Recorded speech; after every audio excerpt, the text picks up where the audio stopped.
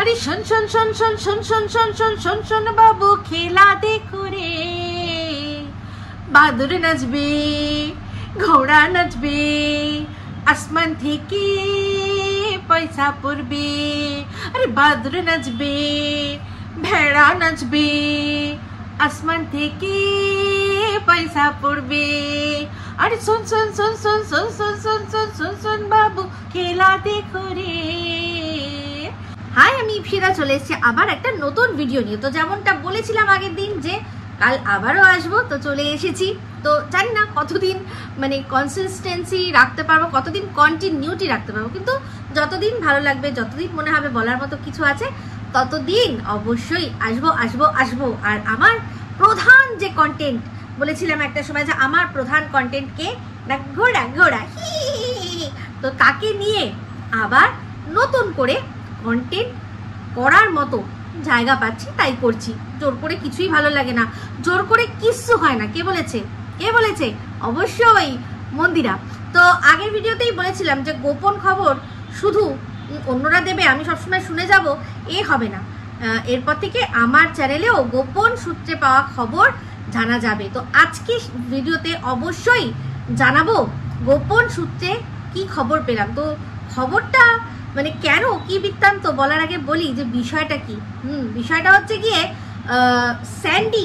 স্যান্ডির কোথায় যাওয়া না, স্টার মলে ভ্রমণ। তো সেই তার পিছনে কি কারণ, সংসার ভাঙা নাকি অন্য কোনো কারণ, না সংসার জোড়ানো, সেই সম্পর্কে আজকে বলবো। গোপন সূত্রে খবরটা পেয়েছি যে আসল উদ্দেশ্যটা কি ছিল। কিন্তু তার আগে বলি যে আগের দিনের ভিডিওতেই অনেক কিছুই বলা হয়নি, বড় করতে চাইছিলাম না, তাই ছোটোর মধ্যেই রাখছিলাম। না হলে যেভাবে সুতো তুড়ি মেরে মেরে বলছিল ডান ডান, এই কাজটা ডান, ওই কাজটা ডান, সেই কাজটা ডান ডানা ডান ডান, কিন্তু সেই কাজগুলো অ্যাকচুয়ালি কে করছিল সেটা কিন্তু দেখাচ্ছিল না। তো যদিও তার ভিডিওর মধ্যে কিন্তু ধরা পড়ে গেছে যে তার বর ঘর ঝাঁট দিচ্ছিল, তো সেখানে আবার সে বলল আর কতবার ঝাঁট দেবে, মানে একটা ঘর সে অজস্রবার ঝাঁট দিয়েছে, কেন তার বউ বাড়িতে রয়েছে, তার সত্ত্বেও বর কেন অজস্রবার ঝাঁট দিচ্ছে। হ্যাঁ, হতে পারে যে বউ কাজ করে করে মানে এত পরিশ্রম করেছে আর পারছে না, তখন বউয়ের ঘর মোছা, ঘর ঝাঁট দেওয়া সবকিছু হওয়ার পরেও একবার মনে হচ্ছে যে না আরেকবার মনে হলে ভালো হয়, তাহলে সেক্ষেত্রে বর করে দিল আলাদা, বা বউ খুব অসুস্থ করে দিল আলাদা। এমনিতেও হাজব্যান্ড ওয়াইফ দুজনকে সাহায্য করবে, তাতে আমি মানে সেটা 100% আমি সেটাকে সমর্থন করি। আমার হাজব্যান্ডও আমাকে আমার বাড়িতে প্রচুর হেল্প করে দেয়, কিন্তু হাজব্যান্ড সে অজস্রবার ঘর ঝাড় দিয়ে চলেছে, এটা তো ঠিক মেনে নেওয়া যায় না। এটা কেন হবে, তাই না? তো যাই হোক, যেখানে তার বউ এইটা হয়ে গেছে ডান, ওইটা হয়ে গেছে ডান, সেইটা হয়ে গেছে ডান ডানা ডান ডান করছে, তাহলে সেই বউ কোনো কাজ দেখাচ্ছে না, পরিষ্কার বোঝা যাচ্ছে যে সব কাজই সে তার বরকে দিয়ে করিয়েছে। কাজ সে একটাই করেছে, সেটা কি পরিচালনা করেছে আর দেখেছে যে কোথায় কি যেটা করেছে ঠিক আছে কিনা। যেমন কিনা ওই সিঁড়ির তলায় যেখানে খাওয়া দাওয়ার অ্যারেঞ্জমেন্ট হয়েছিল, সেটা মানে বলাই বাহুল্য সম্পূর্ণটাই কিন্তু আমাদের ভেরু দাদাই করেছে, দেখেই বোঝা যাচ্ছে। হ্যাঁ, কারণ ওখানে ওই চেয়ার টেবিল গোছানো ওগুলো মানে সাধারণত এইসব জিনিসগুলো ছেলেরাই একটু সিদ্ধহস্ত করতে। তো যাই হোক, শুধুমাত্র ক্যামেরা নিয়ে বউ থামস আপ দেখিয়েছে, মানে কাঁচকলা দেখিয়েছে। তো যাই হোক, আরো প্রচুর কথাবার্তা। তো সেখানে আগের দিনের ভিডিওর মধ্যে প্রচুর মানুষ যারা কমেন্ট করেছিল ওর অ্যানিভার্সারিতে যে শাশুড়ি মাকে কেকটা কেন খাওয়ানো হলো না। তো সেটা নিয়ে আমি আমার যা বক্তব্য আমার আগের ভিডিওতেই রেখেছি, আপনারা সবাই সমর্থন করেছেন। দেখুন, এরকম তো কোনো ব্যাপার নেই যে আমি মানে একজন বড় আমার যে হাতের কাছে আছে তাকে খাওয়ালেই সবাইকে খাওয়াতে হবে, এরকম কোনো ব্যাপার নেই। সবাইকে টপকে যেখানে যাওয়া পসিবল না সেটা আলাদা, কিন্তু যে বাচ্চাদের মাঝখানে নিজেকে নিয়ে প্রেজেন্ট করেছে, সেখানে দাঁড়িয়ে রয়েছে, সে কিন্তু আশা করছে যে একটা টুকরো কেক তার মুখেও যাবে। তো যাই হোক, সেখানে প্রচুর আর কি এই পাচাটারা দালালরা বলেছে নানান রকম ব্যাপার, যে মঙ্গলবার তাই জন্য দেয়নি।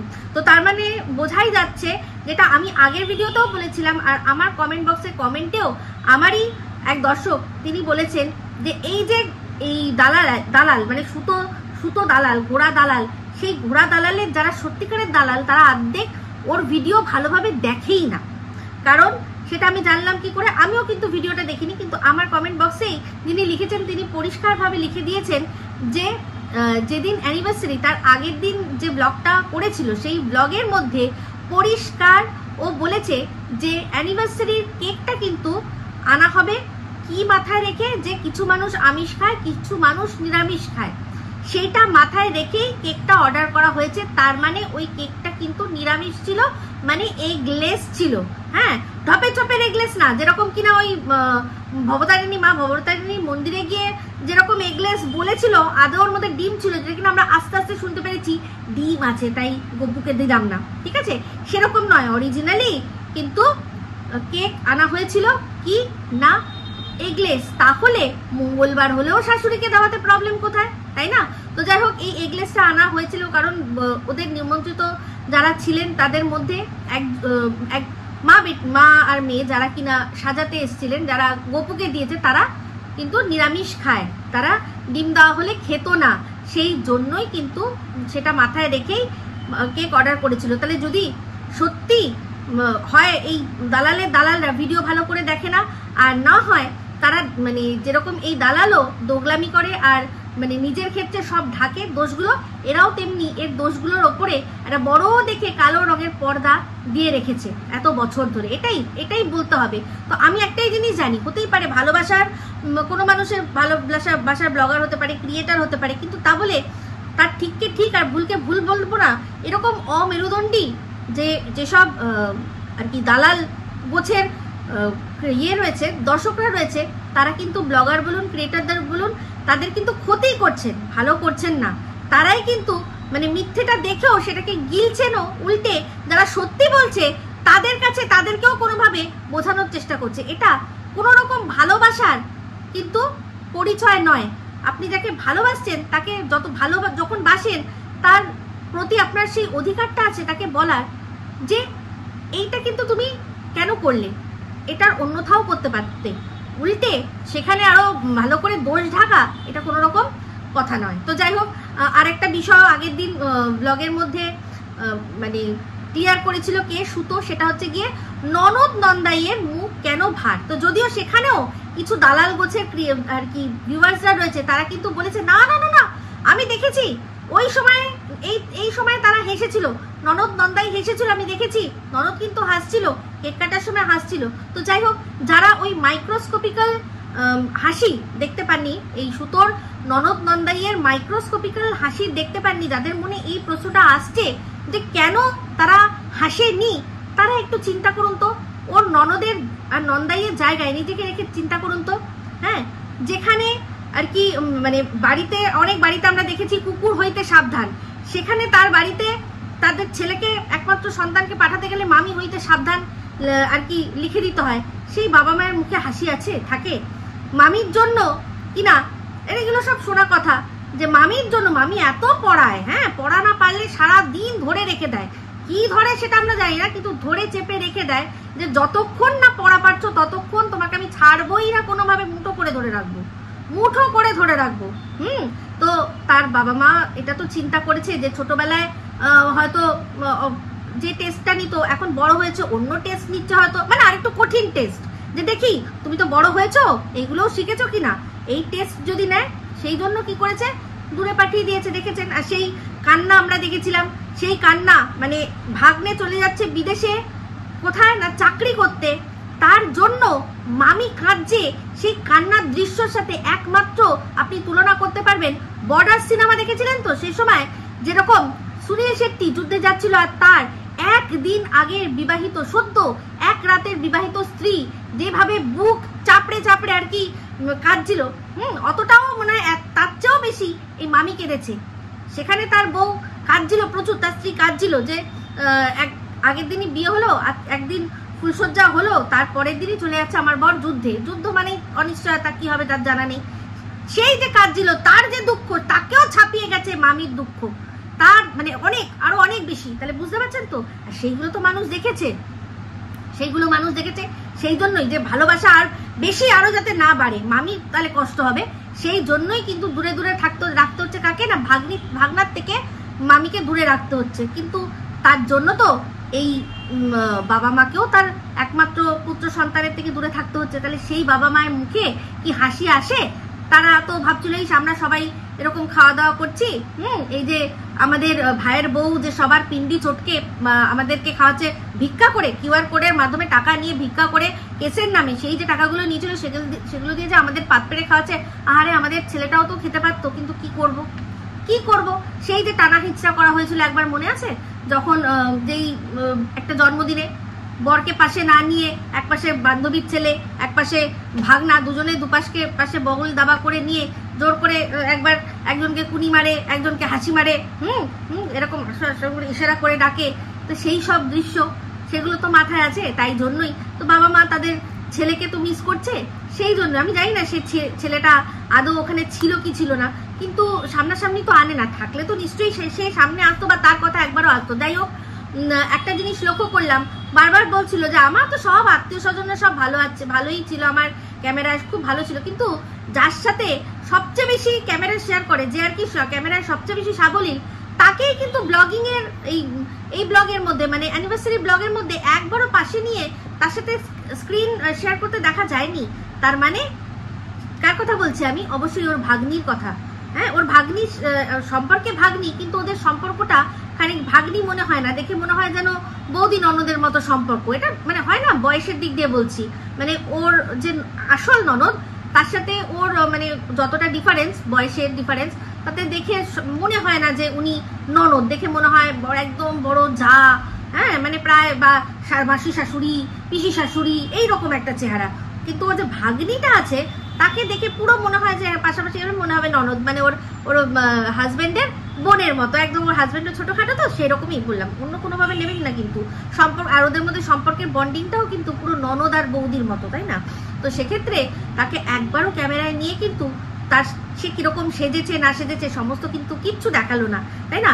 তাকে কিন্তু আমরা সাবলীলভাবে ওর সাথে ক্যামেরা শেয়ার করতে দেখেছি, প্রচুর বার দেখেছি, কিন্তু যেহেতু এই বিবাহবার্ষিকীর অনুষ্ঠানে ননদ নন্দাই সামনে ছিল, সেই জন্য তাদের মেয়েকে একদম হাতের কাছে নিয়ে এসে বা তার সাজটা কিরকম হয়েছে সেটুকুও কিন্তু দেখানোর সাহস পেল না। এর থেকেই বোঝা যায় কতটা চুলের বন্ডিং, তো চুলের বন্ডিং বলতে মনে পড়ে গেল, আজকে একটা ভিডিও দেখলাম, যে ভিডিওর প্রথমেই একটা পয়েন্ট বলেছে, আমি ওই প্রথম পয়েন্টটা দেখেই দেখেছি, মানে রেখে দিয়েছি, আর নতুন করে বলিনি। সেটা কাকে নিয়ে? অবশ্যই মারুকে নিয়ে। তো মারুকে নিয়ে বলতে গিয়ে বলছে যে এই যে মারু সাথে তার পরিবারের এত ভালো বন্ডিং, হ্যাঁ কিভাবে বন্ডিং না, মাঝে মাঝে যায়, মাঝে মাঝে ভিজিট বৌমা হয়ে মাঝে মাঝে যায়। তো হ্যাঁ, ভিজিট বৌমা তো যাক, মারু তো তাও ভিজিট বৌমা হতে পেরেছে, কিন্তু এই যে আর কি এই চুলচেরা বিশ্লেষণটা করছে চুলের ক্রিয়েটার, সেই চুলের ক্রিয়েটারের মা সে তো ভিজিট বৌমাও হতে পারেনি। অবশ্যই ওর মুখে শুনেছি, ওর ভিডিওর মধ্যে থেকে বলছে কিন্তু, যে ওর মা কোনোদিনও তার শ্বশুর বাড়িতে ঢুকতে পারেনি, মানে ভিজিট বৌমাও হওয়ার সেইটুকু যোগ্য সম্মানও সে পায়নি। সেখানে মারু তো একজন বিধর্মী, ও যদি ভিজিট বৌমাও হওয়ার জন্য মানে হওয়ারও যদি জায়গা করে নিয়েছে, অনেক বড় ব্যাপার। তো যাই হোক, ওর মায়ের কথা যখন উঠলো তখন বোনদের কথা নিয়ে আসি, কারণ ওই নিজে বলছিল, কেউ নাকি বলেছে ওর বোনরা খুব সুন্দরী। তো যাই হোক, সুন্দরী না, হ্যাঁ আমার ওর মেজ বোনকে খুব প্রেজেন্টেবল মনে হয়, আর ছোট বোন সে তার নিজের মতো। অ্যাকচুয়ালি ব্যাপারটা কি, এরা 3 বোন তো, মানে মা যখন প্রথম যখন বিয়ে হয়েছে, সন্তান হবে, প্রথম সে চেয়েছিল যে আমার পুত্র সন্তান হোক। এই পুত্র সন্তান মানে তোমাদের পরিবারে আমি কি দিচ্ছি না, বংশ চালাবে, যে বংশ প্রদীপ দিচ্ছি, সেই পুত্র সন্তান নিয়ে যদি আমি শাশুড়ির ঘরে ঢুকতে পারি, তো সেখানে হয়েছে কে না, আমাদের ঘোড়া।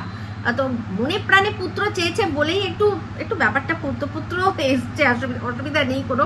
সাজছিল যখন বলছিলাম না, পুরো সেই সস্তার নটিদের মতো লাগছিল, তো একদম তাই লাগছে। তো তারপর যখন পরের বার আবার বেবি হবে, সেই সময় উনি ভেবেছেন প্রথম সন্তান যখন কন্যা সন্তান হয়েই গেছে, এইবার 100% ওভার স্যাঙ্গুইন পুত্র সন্তানই হবে। সেই জন্য উনি আর কিছু বলেননি, তাকে তার মতোই হতে দিয়েছেন। সেই জন্য সেই মেয়েটি বেশ সুন্দরী, মানে সুন্দর বলতে প্রেজেন্টেবল সুন্দর হয়েছে, মানে ওদের দুজনের থেকে বলছি, একটু বেটার লাগে ওকে।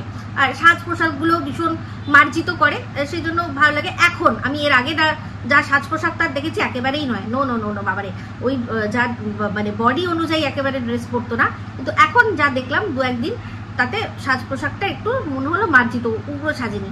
আর তারপর যখন লাস্ট চান্স, সেই সময় তো মনে প্রাণে ঠাকুরের কাছে মানে হতে দিয়ে পড়েছিল যে এবার পুত্র চাই চাই, এবার পুত্র চাই চাই।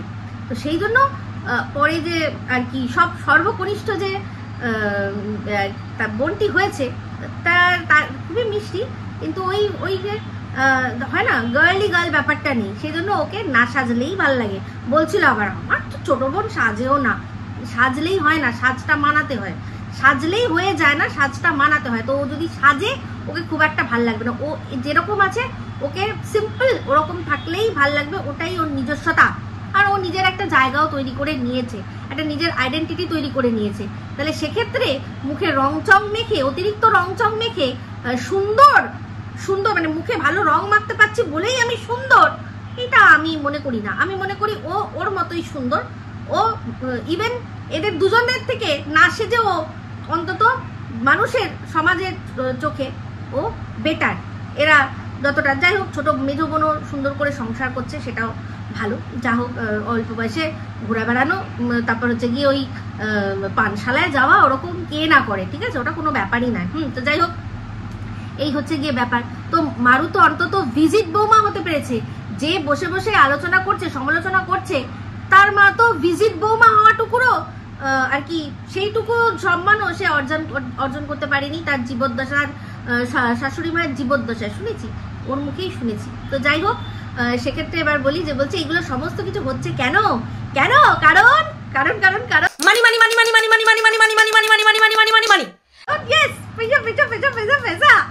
তা এই যে এই কথাগুলো কেন বলবে না, ওরই ডায়লগ আমি ধার নিয়ে বলছি যে যে যেমন ঢেমনি জগৎ দেখে তেমনি। হ্যাঁ, যেমন আগের ব্লগে ওই যখন ইয়ে করছিল, গিফট আনবক্সিং করছিল, সেখানেই পরিষ্কার বলছিল যে আমি তো অনুষ্ঠানটা করেছি গিফট পাওয়ার জন্য। ইয়েস ইয়েস ইয়েস, যা যা বলেছে প্রত্যেক কটা ঠিক, প্রত্যেক কটা ঠিক। ও গিফট পাওয়ার জন্যই করেছে, মানে গিফট পাওয়ার জন্য, মানে জানে গিফট পাবে সেই আশা নিয়েই কিন্তু করেছে। এইগুলোই আর গিফট, তারপর সবশেষে বললো যে গিফট তো গিফটই হয়। তাহলে সত্যি এই যে বললাম যে কত বড় দোগলা ও, একটা মানুষ হিসাবে কত বড় দোগলা ও। যখন ব্লগার হিসাবে থাকে, ওকে যখন কেউ গিফট দেয় সেটা ভালোবাসার আর কি প্রতিচ্ছবি। আর একটা বাচ্চা, আমাদের সোনা বাবা গিফট পেয়েছিল বলে সেগুলো নাকি সব ভিক্ষার দান, সব ভিক্ষা দিয়েছে। ভাবতে পারেন কত বড় দোগলা। আজকে এখন বুড়ি দামড়ি, হ্যাঁ আদদামড়ি খাসির মতো একটা, সে কিনা গিফট নিয়ে আদি খেলাপনা করছে। আর একটা ছোট বাচ্চার গিফট পাওয়া দেখে হিংসায় পা থেকে মাথা অবধি জ্বলে গেছিল যে তার বাবা নাকি গিফট পাওয়ার জন্য অনুষ্ঠান করেছে, তাই না? তাহলে এই যে ওর মানসিকতাটা কি বুঝেনি। আজকে ও মারিয়াকে বলছে যে তাকে তার পরিবার শুধু পয়সার জন্য ঘরে থাকতে দিয়ে মানে মেনে নিয়েছে, যেই পরিবারে নাকি কি না মাংস রান্না হলে পেঁয়াজ এইটুকু দেওয়া হয়, হ্যাঁ আদৌ পেঁয়াজ দেওয়া হয় কিনা জানেই না। হতেই পারে গরিব মানুষ, ওদের আলাদাই রীতিনীতি থাকে, রান্না হতেই পারে, না হওয়ার কিচ্ছু নেই। হ্যাঁ, যেখানে তাহলে ওরা তো তাও ঠিক আছে গরিব মানুষ, যেখানে কিনা এই ঘোড়ার শ্বশুর মশাই যে কিনা একজন স্কুলের টিচার, একটা গভর্নমেন্ট স্কুলের টিচার, তার ছেলে কোনটা চিকেনের ঠ্যাং আর কোনটা চিকেনের লেগ তার ডিফারেন্স যায় না। তার মানে তার শ্বশুর মশাই কোনোদিনও তার ছেলেকে একটা চিকেনের লেগ বা ঠ্যাংও খাওয়ানোর তার যোগ্যতা ছিল না। এই রকম অবস্থা, জানেই না কোনটা চিকেনের লেগ আর কোনটা চিকেনের ঠ্যাং, সেই রকম অবস্থা।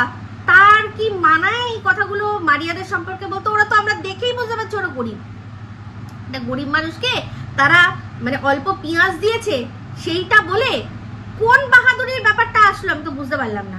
তো যাই হোক, শ্বশুরের যখন কথা উঠলো তখন একটা কথা তো উঠবেই ভাই, মানে সবচেয়ে অবাক হয়ে গেলাম, মানে এই শ্বশুর, ওর শ্বশুর যে মানে অদ্ভুত ব্যাপার, মানে ওর শ্বশুরকে দেখে একটা জিনিস বুঝতে পারি যে শিক্ষক নিয়োগের দুর্নীতি কিন্তু আজ নতুন নয়, মানে এটা যুগ যুগ ধরে চলে আসছে। সে তার প্রকৃষ্ট উদাহরণ হচ্ছে এই ঘোড়ার শ্বশুর।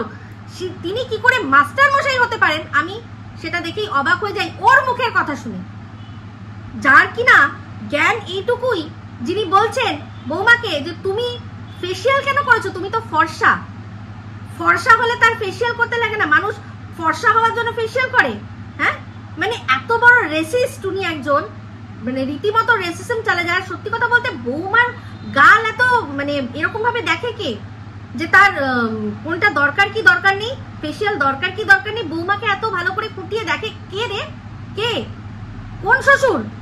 তা এরপর কি আবার বিকিনি লাইনটাও তার মধ্যেও কি হেয়ার রিমুভার লাগাতে হবে কি হবে না, সেটাও মনে হয় শ্বশুরই বলে দেবে, বকা দেবে যে কেন লাগাইছো, তোমার তো লাগানোর দরকার ছিল না বিকিনি লাইনে।